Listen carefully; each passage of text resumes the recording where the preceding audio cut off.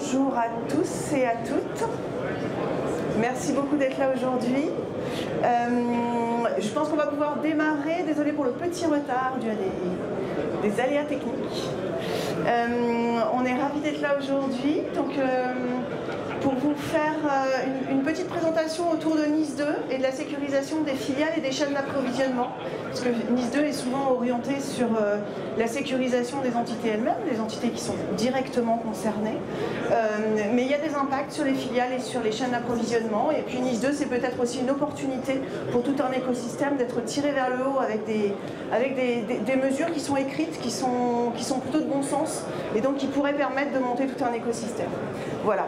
Donc on va se présenter rapidement. Donc je suis Gwenaëlle Martinet. Voilà, ça a fait bugger la télé. Je suis Gwenaëlle Martinet, je suis directrice de l'offre cybersécurité chez DocaPost.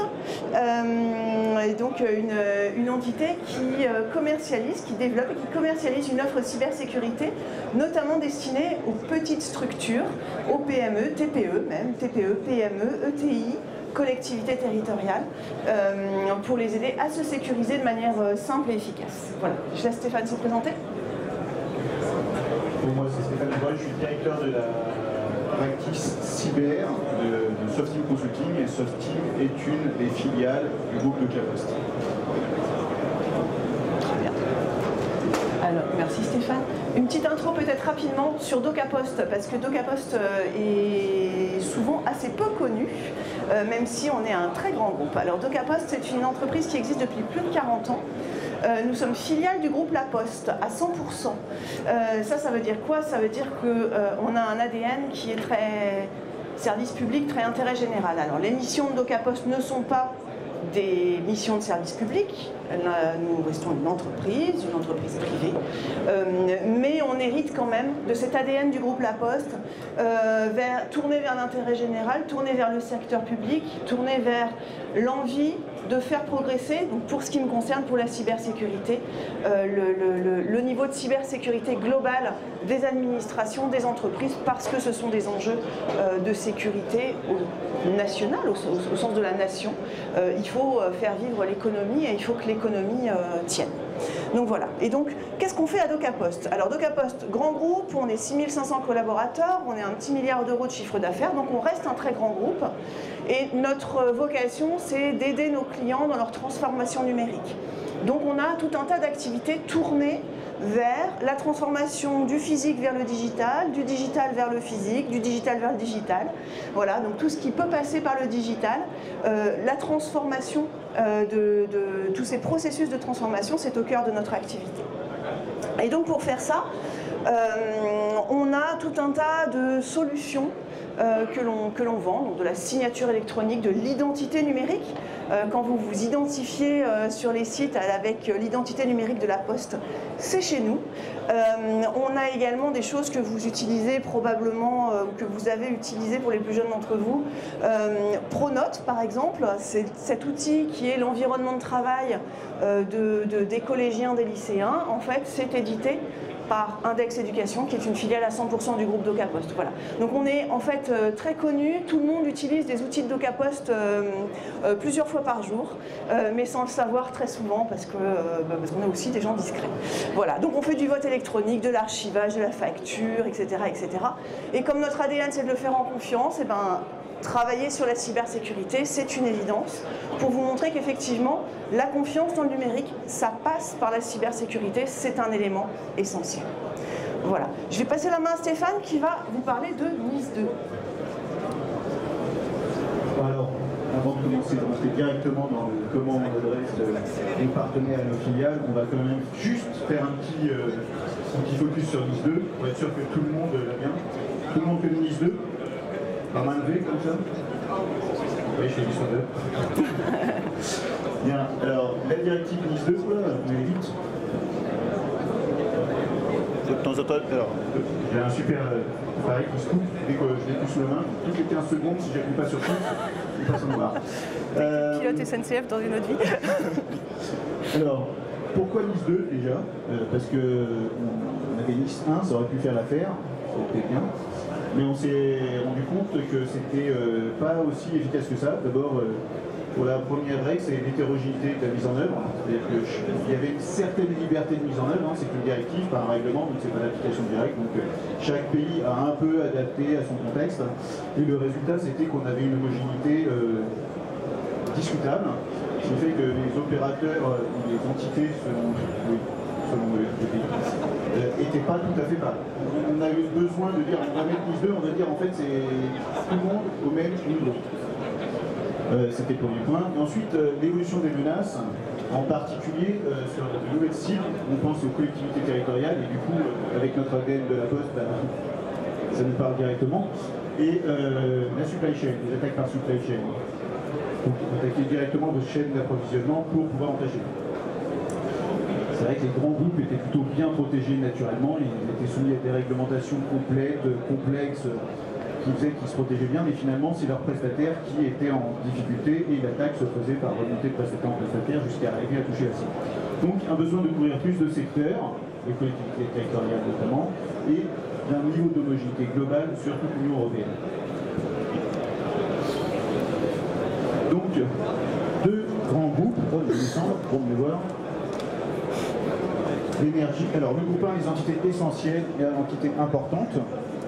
L'énergie, transport, secteur bancaire, vous retrouvez tout ça dans les directives, quasiment les directives nationales de sécurité qu'on a en France. On y rajoutera toute la partie numérique et les administrations publiques, désormais. Et puis dans les entités juste importantes, donc les règles un peu moins importantes, on va trouver un peu moins de règles. Services postaux, expédition, toujours un peu concerné. C'est aussi pour ça qu'on travaille sur le sujet. Fabrication de produits, distribution de produits chimiques, fabrication. Je ne vais pas tout les faire, vous avez les slides en photo. Donc deux grandes règles, mais qui s'adressent à beaucoup de monde. Est-ce qu'il y en a qui ne sont pas concernés dans toute la liste par les deux? Je pense que ça tourne en fait tout le monde. Ensuite les objectifs, alors c'est bien parce que j'utilise souvent le code règlement GPDR, gouvernance, protection, défense, résilience. Voilà, donc il y a des mesures de sécurité à mettre en œuvre sur l'ensemble de ces 4 thématiques. Donc, en premier lieu, dans la gouvernance, et je vais un peu insister dessus parce qu'on va y venir après, le recensement des systèmes d'information. Souvent, la cartographie, pour ne pas dire toujours pour ceux qui ont déjà travaillé avec moi, il y en a ici, on a un vrai sujet de savoir quels sont les SI, où est-ce qu'ils s'arrêtent et où est-ce qu'ils commencent. En particulier quand vous avez différents métiers et qui travaillent par exemple avec du SaaS. Ensuite, en termes de protection, vous devez mettre des mesures de protection pour protéger le SI, et ça je pense que Gonel en présentera quelques-uns. Ensuite, tout ce qui est défense, donc ciel, SOC, et enfin la résilience, c'est quand tout le reste n'a pas marché, comment vous faites pour continuer à faire tourner les métiers critiques que vous avez bien sûr identifiés préalablement, parce que ça fait partie de la gouvernance, vous avez fait votre business impact analysis, vous savez exactement ce qui doit tourner. Donc comment vous faites sans l'IT entre eux. La directive NIS 2, vous avez accès au projet de loi relatif à la résilience des infrastructures critiques et au renforcement de la cybersécurité. Le projet de loi il est disponible sur internet, je vous invite à le lire. Il fait 600 pages, il est sympa. Bon, après, la première partie, c'est la loi de programmation militaire, tout le monde n'est pas concerné. Et la dernière partie, c'est DORA. Pareil, tout le monde ne va pas être concerné. Mais le deuxième chapitre, c'est tout ce qui concerne, alors qui s'appelle de la cyber-résilience, c'est la transposition du NIS 2. Alors, ils ont été sympas, ils ont fait 600 pages, ils sont arrêtés là, ils auraient pu mettre le Cyber-Resilient Act avec, sur été sympa. Donc on va arriver, et le cas de ce cache toujours le détail, on va vraiment aller sur un tout petit point. Donc dans la section 2, les exigences sur la sécurité des systèmes d'information, dans les hauteurs du sujet. L'article 14. Alors l'article 14, il reprend un peu les entités, l'ensemble des entités que j'ai citées préalablement. Donc je ne vais pas vous faire la fiche, mais vous pouvez lire, ça vous concerne un peu plus tous. Donc les entités essentielles et les entités importantes, déjà toutes. Les administrations d'État, leurs établissements publics, administratifs, etc. Prennent les mesures techniques, opérationnelles et organisationnelles, gouvernance, protection, défense, résilience.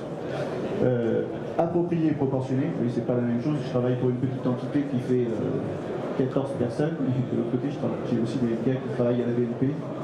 Pas les mêmes moyens pour les mises en œuvre, pas les mêmes challenges non plus. Pour gérer les risques qui menacent la sécurité des réseaux et des systèmes d'information qu'elles utilisent dans le cadre de leur activité, vos systèmes d'information, Ces mesures garantissent pour leur réseau et leur système d'information un niveau de sécurité adapté et proportionné aux risques existants. Elles visent à, deuxième alinéa de ce assurer la protection des réseaux et systèmes d'information, y compris en cas de recours à la sous-traitance.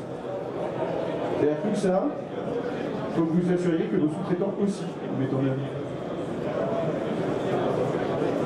Ouais, c'est là que ça va être compliqué, et c'est peut-être là que Gwenaël a des solutions à vous proposer. Effectivement. Alors, tu avais encore la chronologie. Je te la laisse, la chronologie? Oui, je vais faire la chronologie parce qu'on a fait l'exercice, hein, on a déjà mis en même liste. Alors, effectivement, bon, ça n'a pas été encore transposé en droit français. Cependant, avec le projet de loi, on a déjà une bonne idée de où on se situe et ce qu'on doit faire. Et si vous attendez que le projet de loi soit voté et qu'on ait une loi pour ça, vous risquez de vous retrouver avec un projet qui est très très lourd, très très coûteux et avec 6 mois pour le mettre en œuvre. Je vous invite à commencer très tôt, surtout 80-90% du texte, il ne va pas y avoir beaucoup d'amendements, il n'y a vraiment pas beaucoup de surprises dedans. Donc si vous voyez, vous avez le trimestre, la cartographie par entité, vous voyez, ça nous a pris, alors c'est une petite boutique, hein, c'est la nôtre. Ça nous a pris déjà 3 mois pour avoir une vraie cartographie bien précise, avec de tous les systèmes d'information et de quel niveau on voulait, entités essentielles ou importantes. Et après, il y a toute une... Donc le plan d'action est un peu long, hein. Ça ne se fait pas en 2 minutes. Merci Stéphane. Je vais juste rester sur la chronologie d'accompagnement pour rebondir et vous dire, donc ça c'est un bon exemple, c'est un très très bon exemple pour un grand groupe tel que le nôtre. Donc je vous rappelle, hein, 6500 collaborateurs, on a des sites partout, 97 implantations, etc., etc. Donc évidemment, quand on commence à tirer les ficelles, on reste un grand groupe, donc on a des surprises, donc tout ça prend du temps parce qu'on a une organisation un peu lourde.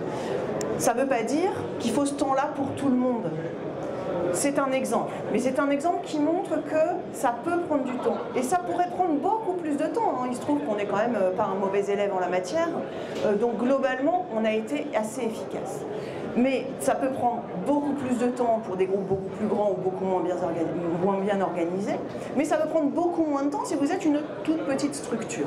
Donc, il faut quand même se rendre compte que toutes ces étapes-là sont importantes, sont à faire, mais elles vont prendre un temps qui va dépendre de votre structure. Et ça, c'est quand on arrive dans votre entité qu'on peut comprendre comment vous êtes organisé, architecturé. Est-ce que vous avez un site 42 ?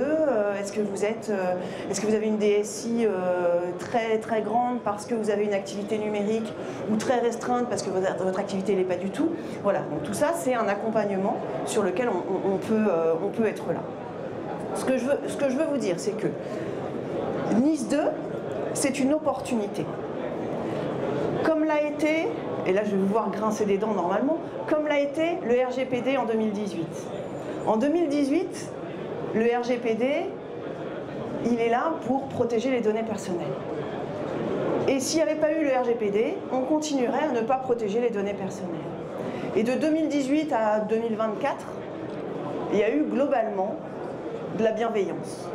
C'est-à-dire qu'on accompagnait les entités à faire ce qu'il fallait pour protéger les données personnelles, pour se mettre en ordre de bataille, pour être en mesure de. Et puis là, la CNIL commence un peu à serrer les boulons et à dire hey, les gars, ça fait 6 ans, maintenant il faut vous y coller. Et bien pour Nice 2, l'état d'esprit est à peu près le même. Alors évidemment, c'est pas un état d'esprit qu'on peut écrire dans une loi, voilà. Mais l'état d'esprit est celui-là, c'est-à-dire qu'aujourd'hui, tout le monde le dit, la sanction ne sera pas tout de suite, déjà parce que l'État n'a pas les moyens de sanctionner pour l'instant, il faut une organisation, il faut mettre en place une organisation qui n'existe pas. Et parce qu'en fait, c'est une opportunité, Nice 2. C'est l'occasion de mettre le sujet cyber sur la table et de vous dire, à vous tous qui êtes concernés, mais la cyber, arrêtez de mettre la tête dans le sable, arrêtez, alors, mettre la tête dans le sable pour certains, ne pas avoir les moyens pour d'autres, ne pas vouloir mettre les moyens, ou simplement être complètement perdu, parce que ça arrive, et de se dire, mais j'y comprends rien en fait, je voudrais bien, mais j'y comprends rien. Et c'est normal. Parce qu'aujourd'hui, le constat, il est quoi? Il est qu'il y a énormément de boîtes qui font de la cyber. Et donc, je ne sais pas quels sont vos métiers, mais vos métiers, normalement, pour toute entreprise, c'est pas la cybersécurité. Vous avez un métier qui est complètement autre, qui consiste à faire tourner votre boîte. Et donc, dans votre métier, Vous vous dites, ok, j'ai un sujet cyber, comment je m'y prends? Par qui je me fais accompagner? De quoi j'ai besoin? Et la difficulté, elle est là. C'est qu'il y a beaucoup de boîtes, et le salon le montre très très bien, et moi je trouve ça génial. Quand je prends ma casquette innovation, je me dis, c'est super. La France est championne du monde, on est en première loge, on innove, on met des choses sur la table. C'est super en termes d'innovation. Mais quand on se place d'un côté client, moi je me dis, mais vous êtes complètement perdu. Comment se dire s'il faut aller voir l'un ou l'autre? Donc il y a une montagne à franchir qui paraît extrêmement difficile. Et à cette montagne, on ajoute le jargon. On aime bien mettre des mots compliqués dans les phrases. Ça nous rend vachement intelligents. On fait vachement bien comme ça. On dit, ah, vous voyez, moi je connais des mots compliqués. Ouais, super. Mais moi, mon garagiste, quand il met des mots compliqués dans les phrases, ça ne m'inspire pas la confiance. Donc, moi, ce que je veux vous dire, c'est que faut vous faire accompagner par des gens qui parlent votre langage, c'est-à-dire des gens qui vous parlent de vos risques d'activité, vos risques financiers, vos risques juridiques, vos risques de notoriété, mais pas qui vous parlent de solutions techniques. Vous n'avez pas besoin de comprendre les méandres du fonctionnement d'un bastion ou d'un EDR, vous avez juste besoin de savoir par où il faut vous y coller. Et par où il faut vous y coller, ben ça c'est un accompagnement qui peut être minimal selon la taille de votre entreprise, par un cabinet de conseil ou par des sachants, quels qu'ils soient, qui vous permettent de vous montrer la route, qui vous permettent de vous dire c'est par là qu'il faut aller et c'est comme ça qu'il faut le prioriser. Et puis après, avec Stéphane on est très complémentaires parce qu'il fait du conseil et puis moi je fais des solutions. Moi je dis souvent, rédiger une politique de sécurité des systèmes d'information, c'est un des éléments essentiels dans une entreprise. Hein. Il faut savoir qu'est-ce qu'on fait, comment on le fait, avec quels moyens, avec tout un tas de politiques. C'est absolument primordial. Et c'est primordial pourquoi? Parce que ça aide à la maturité des décideurs, ça aide à éclairer les décideurs, les grands patrons, pour savoir ce qu'il faut faire et comment il faut le faire et quels moyens il faut mettre sur la table. Donc à ce titre-là, c'est absolument fondamental. Mais c'est jamais ça qui sauvegarde les données, c'est pas ça qui filtre les mails et c'est pas ça qui surveille vos équipements de travail. Une fois que vous avez rédigé une PSSI, si vous vous arrêtez là, je suis désolée, mais vous n'avez rien fait. La PSSI, elle est indispensable comme étape pour aller vers de la sécurisation. Parce que c'est la sécurisation qui protège. C'est ça qui protège vraiment. C'est les produits que vous allez mettre dans vos systèmes et vos réseaux. Parce que sinon, ça ne sert pas à grand-chose. Donc les deux sont absolument complémentaires. Et donc c'est ce qu'on développe du côté de DocaPost avec l'offre de conseil que porte Stéphane, qui peut vous accompagner justement sur des bonhommes en vrai qui vont faire du RSSI as a service, qui vont être capables de piloter votre sécurité des systèmes d'information pour vous, de faire de l'analyse de risque, du diag, de l'audit, enfin tout un tas de trucs absolument essentiels qui vous aident à comprendre où vous en êtes et vers où il faut aller, et puis à le faire régulièrement. Et puis ce que je porte de mon côté, le pack cyber, avec des vraies solutions que vous allez mettre dans vos systèmes et vos réseaux, et qui, eux, pour le coup, ces solutions-là vont vous permettre de faire un gap en termes de sécurité. Et ces solutions, elles sont adaptées pour des petites structures. Donc si vous êtes un grand groupe, très certainement, vous n'avez pas besoin du pack cyber. Parce que vous êtes un grand groupe, vous avez une grosse DSI, vous avez des gens qui sont payés pour ça, vous avez des gens qui comparent les solutions et qui savent de quoi ils ont besoin. Par contre, ils ont plein de cailloux dans leurs chaussures. Ça s'appelle les filiales et ça s'appelle les sous-traitants. Parce que quand on est un grand groupe, sécuriser le grand groupe, c'est déjà un beau boulot. Parce que c'est complexe, c'est une architecture qui part dans tous les sens, il y a des réticences à gauche, à droite, etc. Et alors si en plus, il faut se dire, il faut sécuriser toutes les filiales, les intégrer avec le temps que ça peut prendre, etc., ça devient complexe. Et donc, pour enlever tous ces cailloux dans les chaussures, les filiales, qui sont souvent beaucoup plus petites, l'idée c'est d'aller les sécuriser avec des solutions extrêmement simples qui leur permettent de passer le cap et de vous dire, ok, je peux déjà dormir tranquille parce que cette partie-là, ils ont fait l'essentiel. Et c'est ça qui est important, c'est de faire l'essentiel. Si vous ne sauvegardez pas vos données, il y a une attaque, vous êtes mort.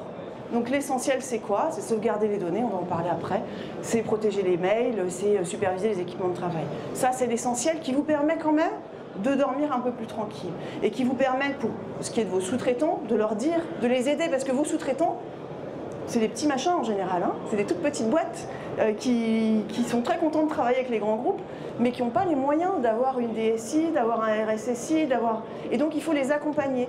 Et finalement, si vous êtes content de travailler avec ce sous-traitant, eh ben, il faut les aider, il faut les accompagner parce que vous avez la force du grand groupe qui sait et qui peut les aider à grandir en toute sécurité.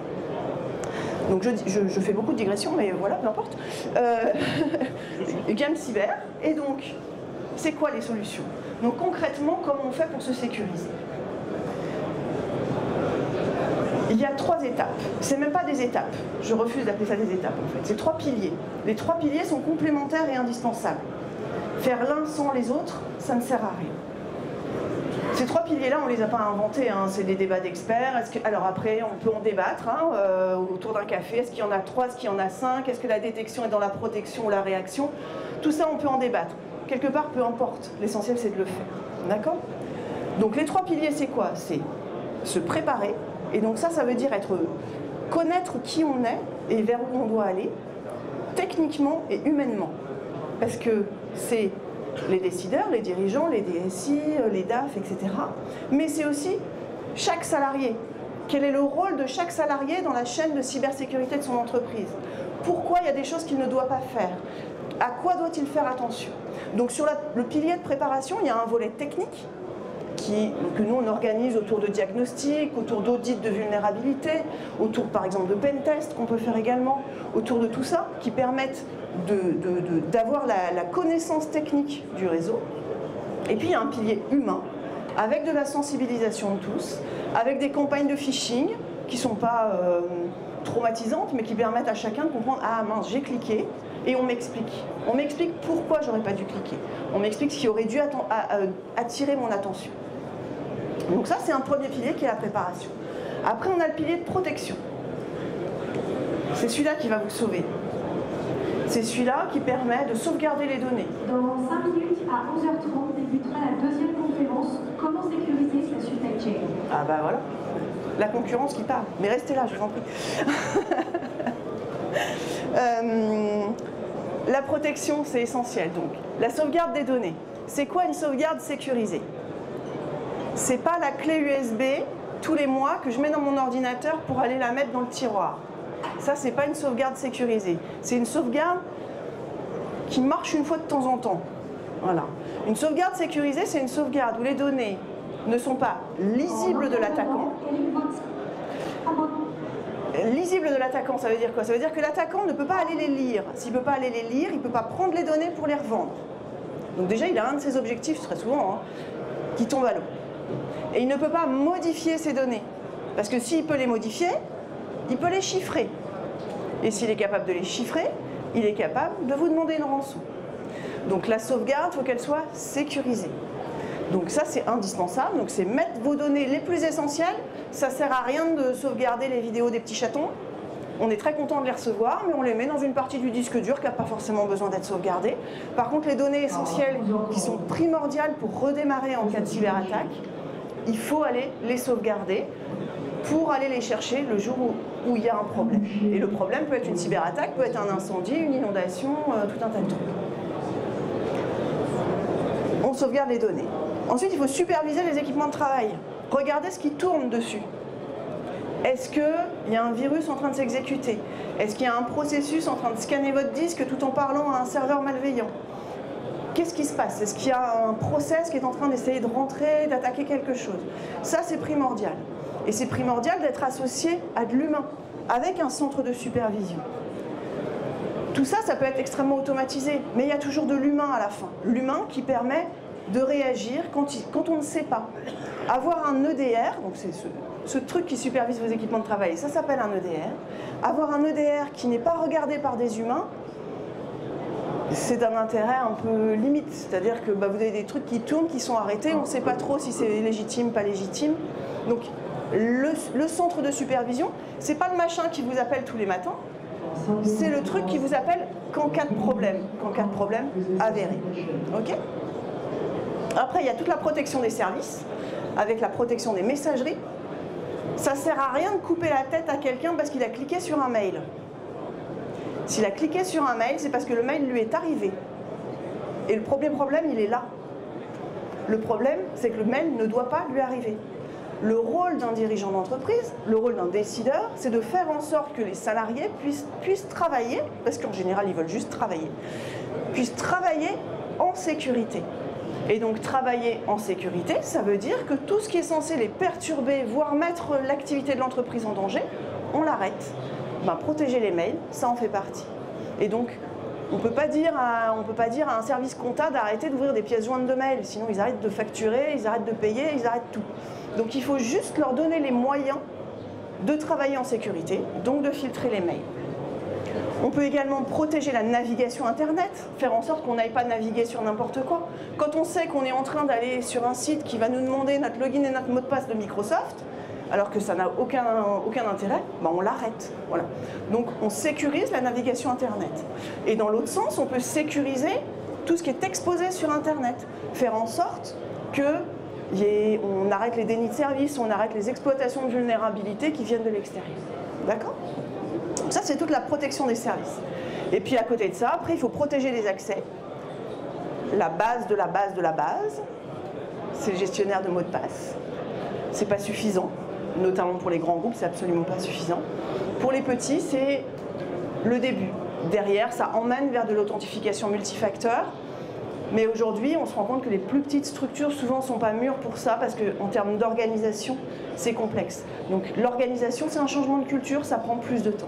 Donc il faut déjà mettre un gestionnaire de mots de passe qui permet à tout le monde d'arrêter d'avoir un joli fichier qui s'appelle mesmotsdepasse.doc directement dans le répertoire Mes documents. Ce joli fichier, aussi appelé le régal de l'attaquant, voilà, quand il arrive sur le poste, il est ravi, voilà, ça lui donne accès à tout. Derrière, il n'y a plus qu'à s'authentifier sur toutes les applications concernées. Et donc ça, c'est juste pas possible. Et donc il faut permettre à vos salariés d'accéder aux outils dont ils ont besoin en toute sécurité, encore une fois, et de leur dire maintenant, c'est plus acceptable. C'est plus acceptable d'avoir ce genre de fichier. Et donc, on lui donne un gestionnaire de mot de passe. Et donc ça, c'est ce qui permet de se protéger. Et puis tout ça, ça doit accompagner à une réaction pertinente. Le jour où, comment je réagis. Et le jour où, si je ne me suis pas posé la question avant, en général, c'est compliqué. C'est très compliqué. Parce qu'on ne se rend pas compte de tout ce qu'il y a à faire le jour d'une attaque. Voire même, on se dit, oh, il y a une attaque, c'est le problème de mon RSSI. Non. Le RSSI est un maillon de la chaîne. Le RSSI est celui qui doit intervenir pour expliquer ce qui s'est passé, pour expliquer comment est-ce qu'on peut remettre en service en toute sécurité. Mais ce n'est pas le RSSI qui va communiquer vers les clients. Ce n'est pas le RSSI qui va communiquer vers l'interne. Ce n'est pas le RSSI qui va comprendre quel est l'impact financier. Donc il y a toute une gestion de crise à mettre en place, un pilotage de projet qui n'est pas qu'une question technique. Et ça, il faut l'avoir anticipé.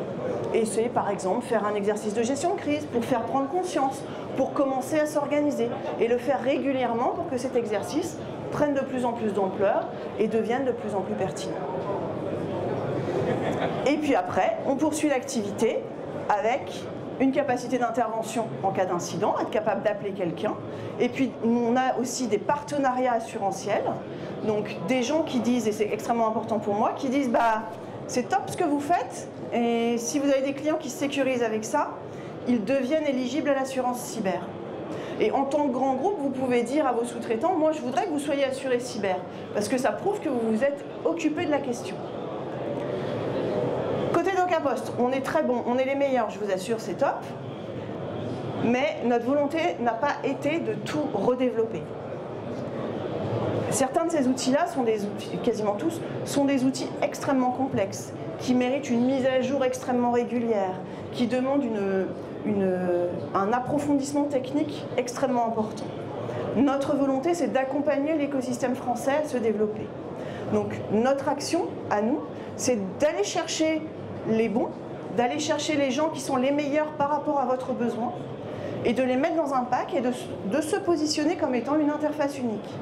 Pour que vous n'ayez pas, que vos sous-traitants, que vos filiales n'aient pas à aller papillonner et je vais aller comparer les 18 solutions de sauvegarde et je vais aller comparer les 50 solutions de protection de messagerie et ensuite je m'intéresserai à l'EDR et puis c'est vrai qu'il faut un SOC.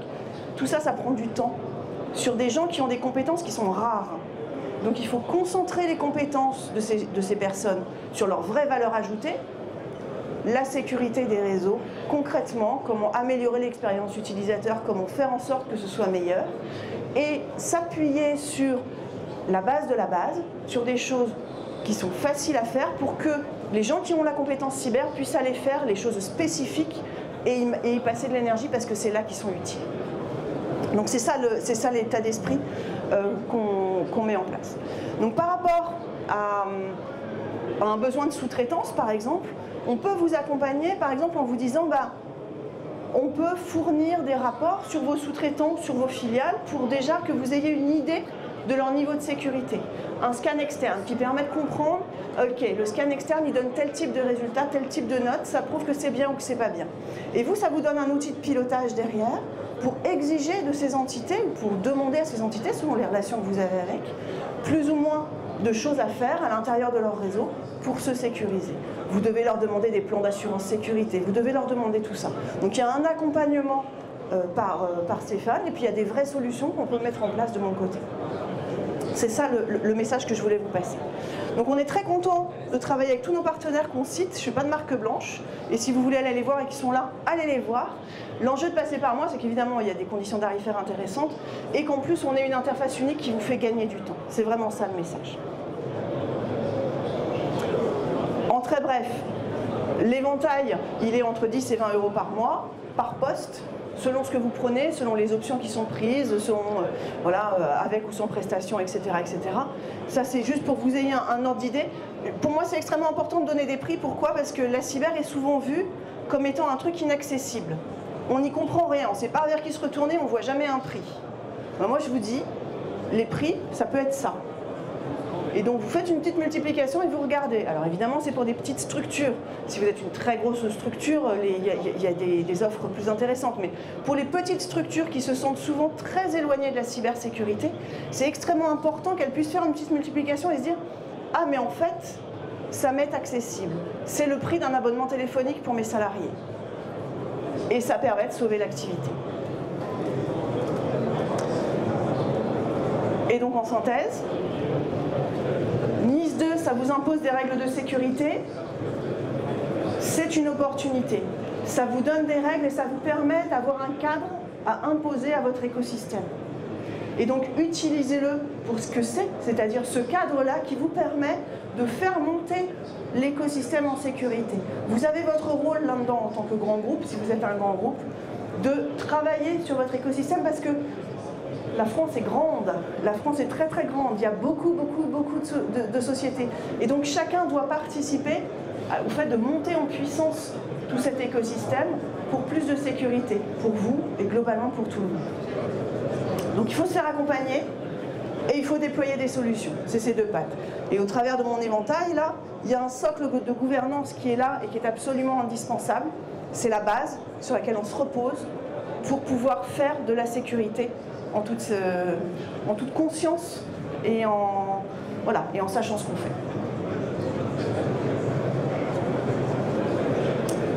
Est-ce que vous avez des questions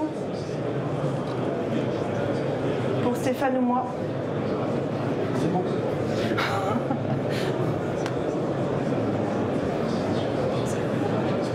Oui. Dans quelle mesure on est... J'entends pas, je suis désolée. Suffisant vos outils. Dans quelle mesure on respecte toutes les conditions de l'administration? Alors, c'est une excellente question. NIS 2, c'est un ensemble de règles. Donc je ne peux pas vous dire, quand vous utilisez mes outils, vous êtes conforme à NIS 2. Vous êtes partiellement conforme NIS 2. Parce que ce n'est pas l'utilisation de mes outils qui va vous nommer un RSSI. Voilà. Donc ça contribue à NIS 2. Voilà, pour la sauvegarde, pour la supervision des équipements de travail. Après, Stéphane va compléter, mais il y a tout un écosystème à mettre en place, toute une organisation à mettre en place qui est nécessaire pour NIS 2. Mais ça, c'est le volet technique de NIS 2. Comme je l'ai dit, NIS 2, c'est un ensemble de règles qui est pragmatique. Qui dit, voilà, ça doit être proportionné. La première action pour être conforme NIS 2, c'est effectivement faire ce travail avec nous, qui est du papier, donc qui ne va pas vous protéger, mais qui va vous dire où vous devez mettre quelle intensité de mesure. Donc, en fait, les outils qui sont là vont couvrir le panel des mesures à mettre en œuvre, vous dire si vous en avez besoin ou pas, vous dire jusqu'où vous devez aller en termes de maîtrise, c'est ça qui va aboutir à la partie papier. Après, il va falloir l'implémenter. Donc, effectivement, si vous utilisez le pack cyber, vous allez couvrir globalement toute la surface, mais vous ne savez pas si vous aurez tout, en termes de, je parle en termes de technique, tout au bon niveau, ou si vous en avez même rajouté un peu beaucoup.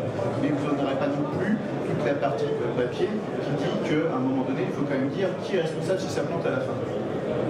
Ça, c'est pas un outil technique. Mais voilà, il faut le papier qui ne vous protégera pas, il faut les mesures techniques. C'est le papier qui va vous dire à quel niveau vous allez devoir mettre et jusqu'où vous devez aller. Merci.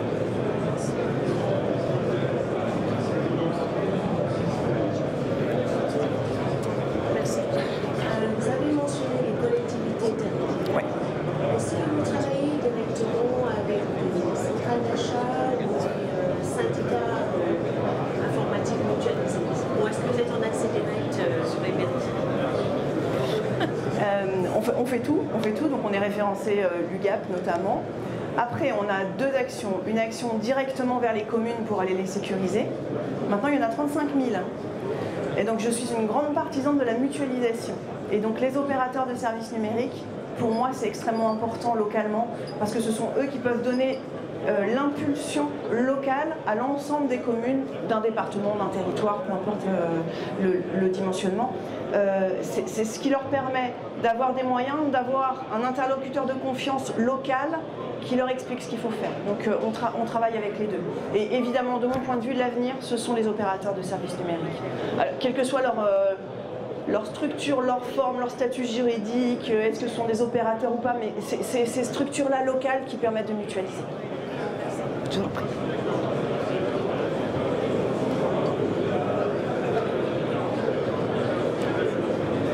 Allez. Bonjour.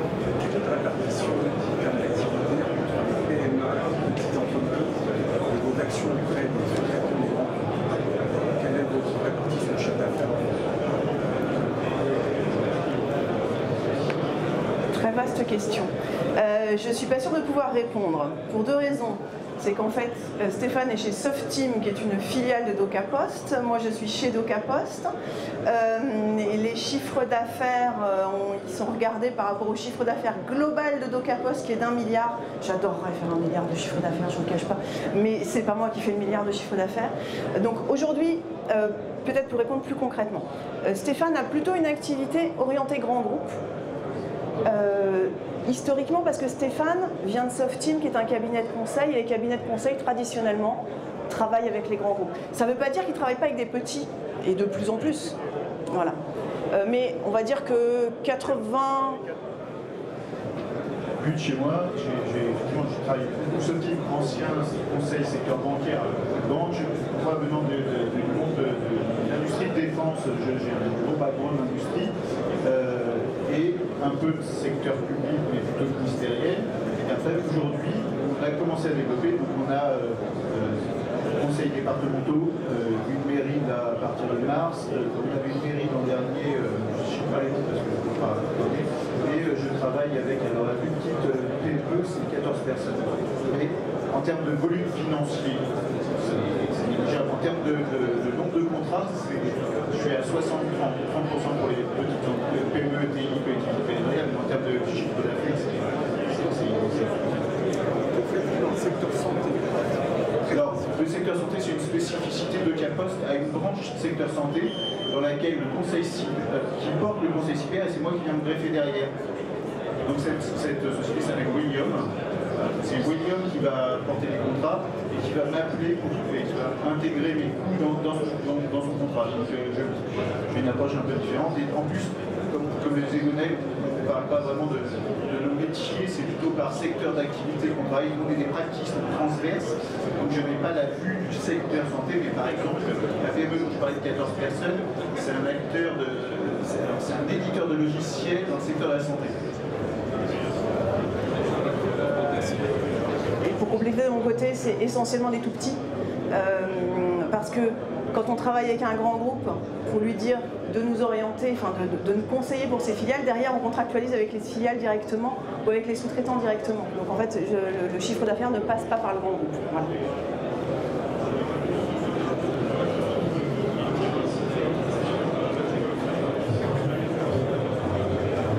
Ben écoutez, s'il n'y a plus de questions, ce fut un très grand plaisir pour nous. N'hésitez pas à nous solliciter. Merci beaucoup. N'hésitez pas à nous solliciter.